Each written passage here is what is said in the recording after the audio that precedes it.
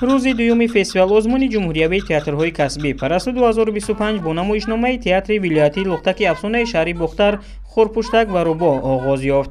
این اسپکتاکل بچگانه در تهیه کارگردان عبدالرحیم عبدالمنانов منظور تماشابینان خردسال و حکمان فستیوال گردانیده شد. هنرمندانی با مهارت این تئاتر образهای جالبی پیشنهاد کرده کارگردان را آفریده توجه کودکان را به خود جلب کردند. پرنده تست چنگال بود. دیده پرنده تست چنگال رو؟ باید گفت که تئاتر لختک شهری بختر زاده زمانی صاحب استقلالی است و علاقه مراتبه سیوم است که در فستیوال ازمونی پرستو با اسپکتاکل های تماشاباب و دیدنی خود اشتراک میکند. اهل ایجاد این تئاتر میگویند که همیشه موضوعهای تربیوی و اخلاقی را صحنوی میگردانند تا که در نهاد کودکان حس مهر و محبت و راستی و راستکاری را بیدار کنند. کوشش میکنیم که انمون یک موضوعی که اوید هم حیاتی باشد و هم به نسل کودکان یا نورس برخورد و یک چیز به خودش گیرد، چون که تئاتر لختک گمان میکنم در تربیه معنوی نسل نورس رول مهمی بازد. از این خاطر هر یک نمایشنامه‌ای که ما روی صحنه میاریم البته به همین چیز تکیه میکنیم، چون که این علاقه تجربه جهانی است. نمایشنامه دیگری که در روز دوم فستیوال پیشنهاد تماشابینان گردانیده شد اسپکتاکل تنگنای جنایتی تئاتر دولتی جوانان به نام محمود جان واحدов می باشد.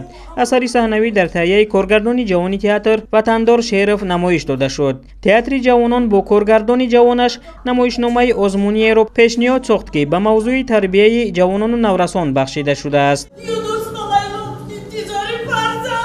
اسپکتاکل تنگنای جنایتی نشان می‌دهد که در تربیت کودکان و نورسان والدین، مکتب و جامعه نقش گذارند، ولی میان این سه سهم والدین بیشتر است، میگوید وطندار شرف.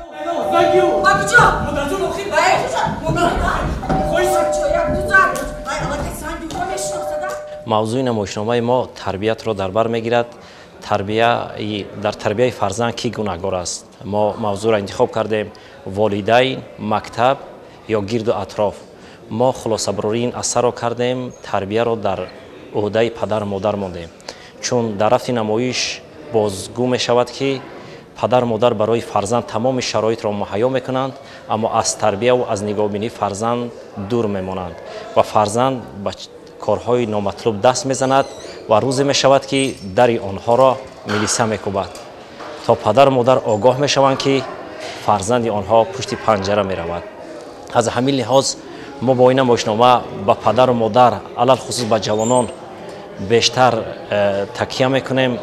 گفتنیم با این نمایشنامه که در تربیت فرزند جدی باشند تا که فرزند در آینده به یگان خطاگی راه ندهد. خاطر رسان میشیم که فستیوال ازمونی جمهوریوی تئاترهای کسبی پرستو 2025 در شهر دوشنبه تا 21 اپریل ادامه میکند.